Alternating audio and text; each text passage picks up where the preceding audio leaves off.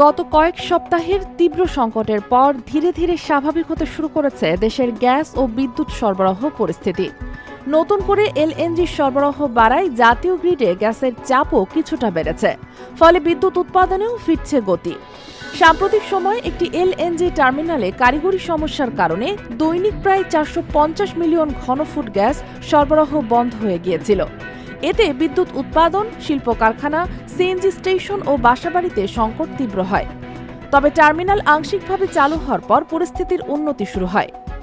পেট্রোবাংলার তথ্য অনুযায়ী 15 আগস্ট জাতীয় গ্রিডে 2443 মিলিয়ন ঘনফুট গ্যাস সরবরাহ করা হয়েছে। এর মধ্যে দেশীয় উৎস থেকে এসেছে 1615 মিলিয়ন এবং এলএনজি থেকে 828 মিলিয়ন ঘনফুট। গ্যাস সরবরাহ বাড়ায় বিদ্যুৎ কেন্দ্রগুলোতেও উৎপাদন সক্ষমতা ফিরছে।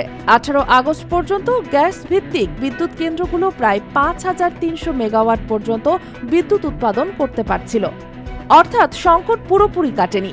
তবে সবচেয়ে খারাপ সময় পেরিয়ে সরবরাহ ব্যবস্থায় ধীরে ধীরে স্বস্তি ফিরছে।